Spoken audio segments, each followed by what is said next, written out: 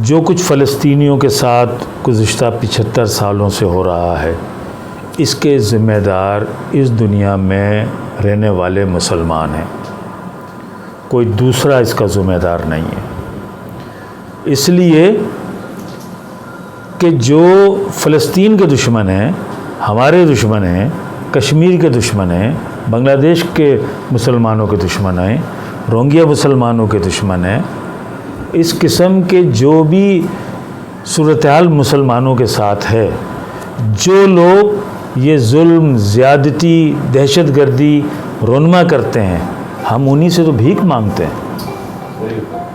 گلہ کس بات کا کہ جی امریکہ دوہرا معیار کر رہا ہے؟ یار کیا بات ہے یہ؟ اسرائیل ڈبل اسٹینڈرڈ ہے، مغرب کا ڈبل اسٹینڈرڈ ہے، یورپ کا ڈبل اسٹینڈرڈ ہے۔ یعنی جو قوتیں، جن لوگوں نے صلیبی جنگیں کیں، مسلمانوں کو کئی صدیوں سے پہلے سے ختم کرنے کے لیے، مٹانے کے لیے جنگیں کیں اور مسلمانوں کو ہانکتے ہانکتے ہانکتے ہانکتے محصور کر دیا، ہم انہی سے تو بھیک مانگتے ہیں۔ مسلمانوں نے دنیا میں کیا کیا ہے؟ ٹیکنالوجی ان کے پاس، دنیا کے سارے جو کنٹرول کرنے والے ادارے ہیں وہ سب ان کے پاس، ٹیکنالوجی ان کے پاس، تعلیم ان کے پاس، معیشت ان کے پاس، لڑنے کے جتنے بھی وسائل ہیں جنگیں کرنے کے سب ان کے پاس۔ جو مسلم حکمران ہیں جن کا یہاں پر ابھی ذکر ہوتا رہا، چاہے وہ جارڈن ہو، مصر ہو، یا شام ہو، یا عرب ممالک ہوں، یہ سارے عیاش، کرپٹ حکمران۔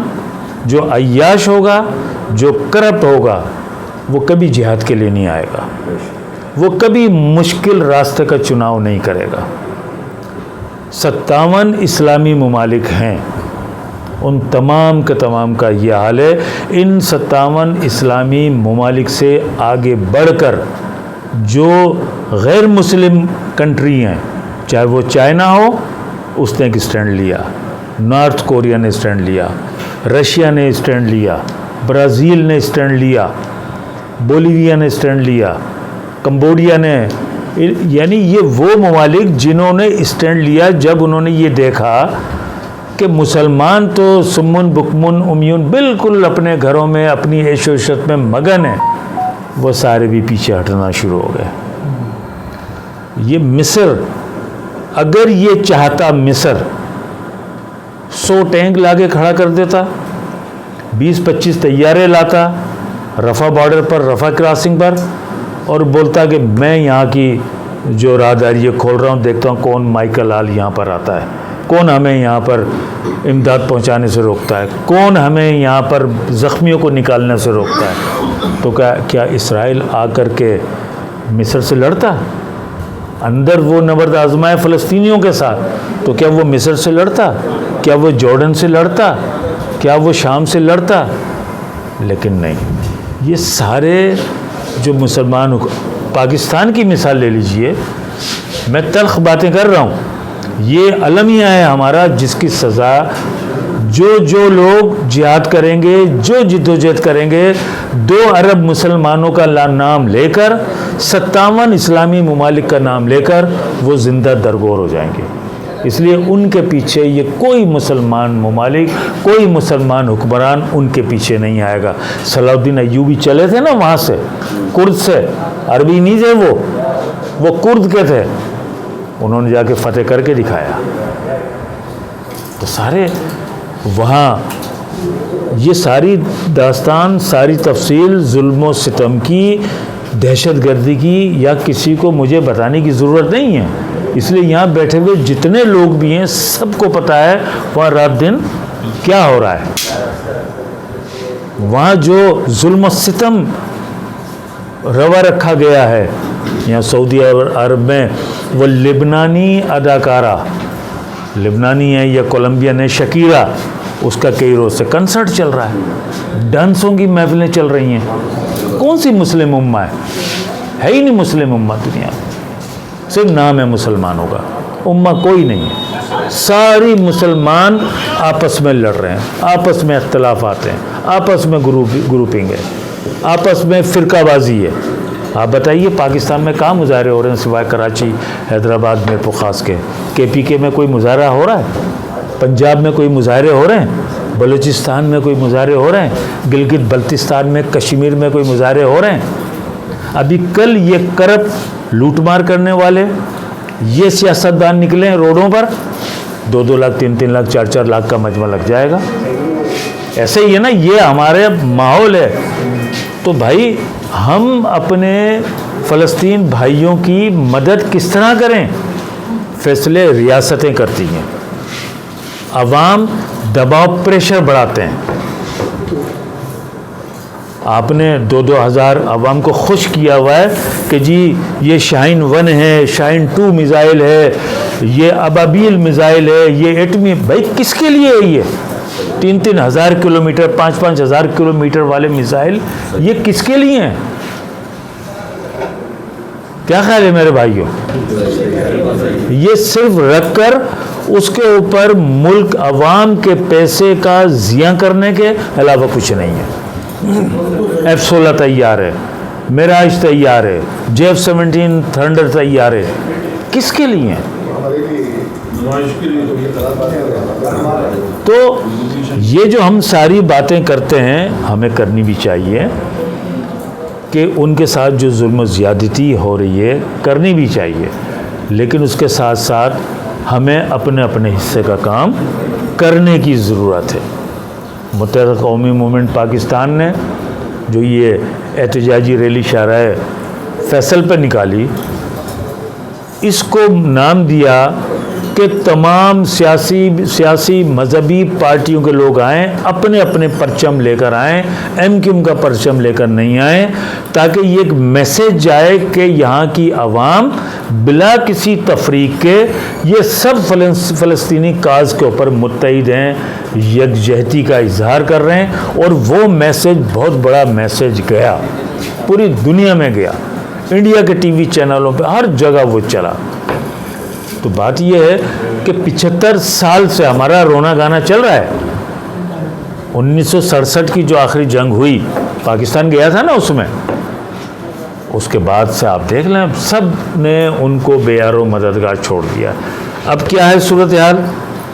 ہم بات کر رہے ہیں حزب اللہ کی، ہم بات کر رہے ہیں شام سے کچھ مجاہدین کی، ہم بات کر رہے ہیں حوثیوں کی، یعنی حوثی بھی کھڑے ہوئے ہیں نا، جتنا بیچارے وہ کر سکتے ہیں وہ کر رہے ہیں۔ انہوں نے اپنا جوش ولولہ دکھا دیا، دکھا دیا کہ بھئی ہم لڑنے مرنے کے لیے تیار ہیں۔ انہوں نے میزائل بھی داغے، انہوں نے راکٹ بھی داغے، حالانکہ انہیں پتہ ہے کہ امریکہ اگر ادھر جا کے بحری بیڑے لگا دے اور اس کے 500 طیارے جا کے بمبارڈمنٹ، انہوں نے پرواہ نہیں کی اس بات کی۔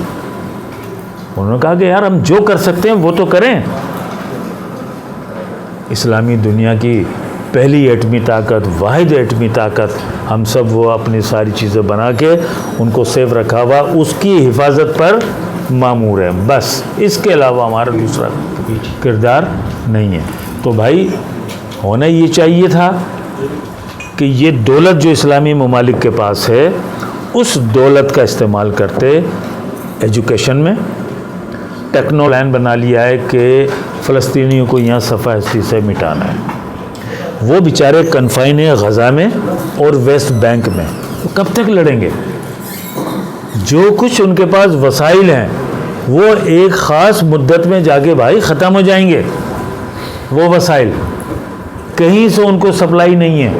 چھوٹی چھوٹی انہوں نے فیکٹریاں بنائی ہوئی ہیں جن کے اندر اپنی جدت کے مطابق وہ گولے بارود بنا لیتے ہیں، راکٹ بنا لیتے ہیں، کچھ ڈرون بنا لیے، کچھ کر لیے، کہیں سے ان کو سپلائی نہیں ہے۔ یہ مختلف قسم کی جو اسٹوریاں ہیں، کہانیاں ہیں کہ سرنگوں کے ذریعے ان کو پہنچ رہا ہے، ان کو بحری راستوں کے ذریعے پہنچ رہا ہے۔ ترکی کا جہاز گیا تھا نا امدادی سامان لے کے پچھلی دفعہ، کیسے روک دیا تھا اس کو فلسطین کے لیے؟ وہ اندر ہی بیچارے اپنی جدت کے مطابق جو کچھ کر سک رہے ہیں وہ کر رہے ہیں، لیکن وہ ایک مدت تک لڑ سکتے ہیں۔ جتنی بمبارڈمنٹ کی ہے، ابھی کل میں پڑھ رہا تھا کہ 2 ایٹم بم کے برابر انہوں نے بارود برسا چکے ہیں۔ اب وہاں ہوگا کیا؟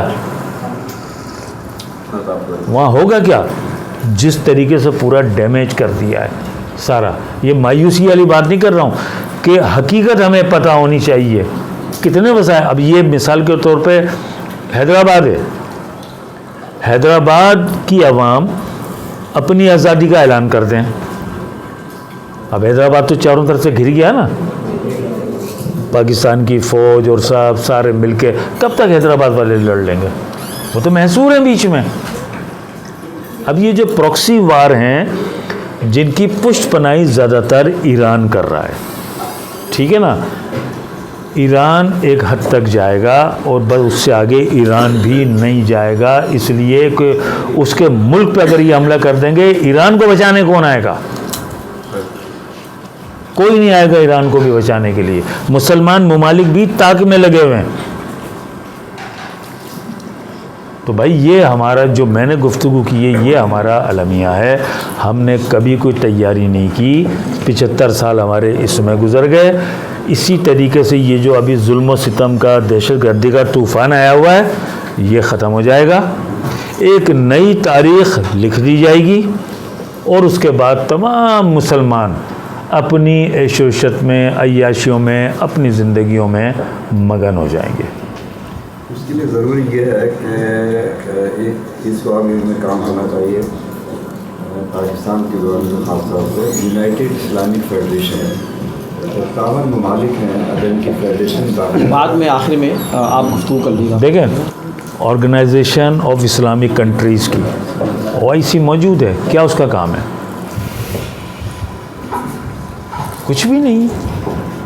یعنی کئی ممالک نے انہوں نے یہ کہا, حزب اللہ نے بھی کہا, کل حسن نصر اللہ صاحب نے بھی فرمایا کہ عرب ممالک صرف یہ اعلان کر دیں کہ جی ہم تیل دینا بند کر رہے ہیں, آپ جنگ نہ کریں, ہم گیس دینا بند کر رہے ہیں. 1 ہفتے میں 2 دن میں یہ نیچے آ جائیں گے, آپ کو جنگ کرنے کی ضرورت نہیں. یہ اتنا بڑا ہتھیار آپ کو اللہ تعالیٰ نے دیا ہے, لیکن کچھ بھی نہیں.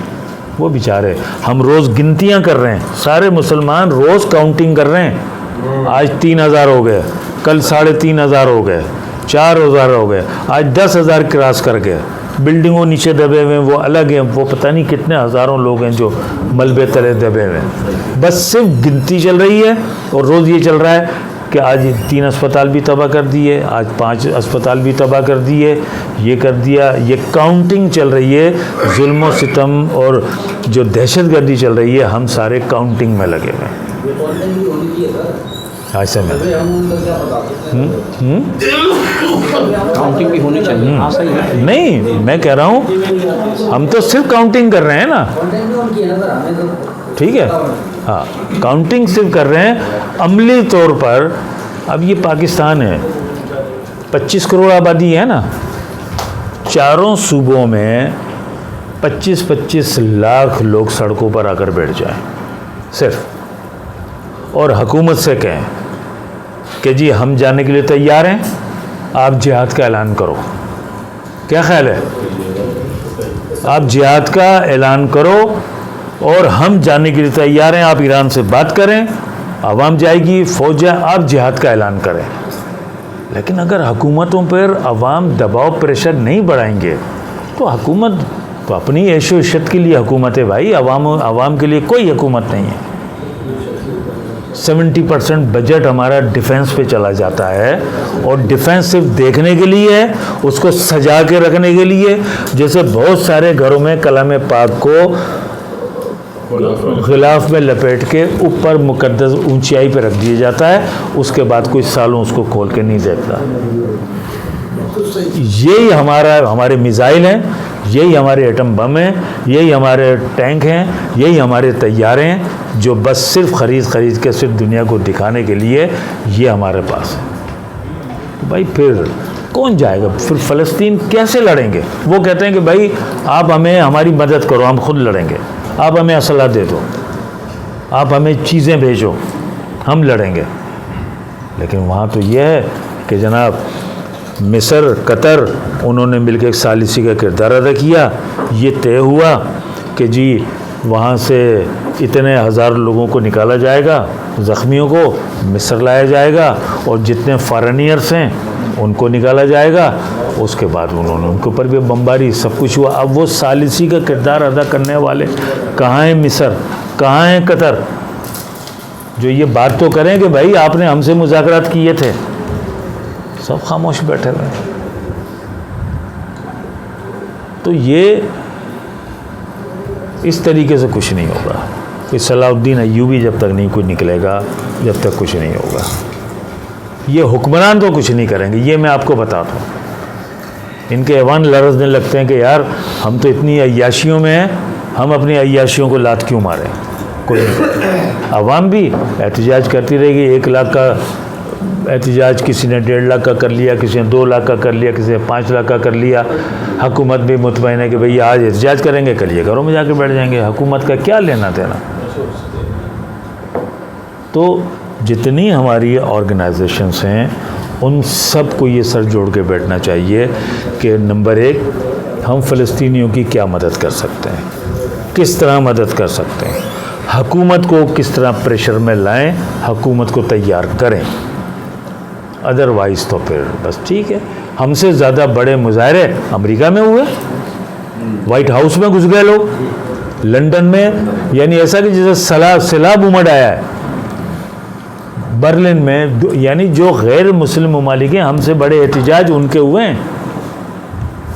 یعنی وہ اپنے ممالک کے اوپر پریشر بڑھا رہے ہیں اور ہنگامے بھی ہو رہے ہیں, توڑ پھوڑ بھی ہو رہی ہے, وہ پارلیمنٹ میں بھی گھس رہے ہیں, وہ جو ان کے سفیروں کے کیا کہتے ہیں سفارت خانوں کا بھی گھیراؤ کر رہے ہیں. ہم تو یہاں کچھ بھی نہیں کر رہے ہیں.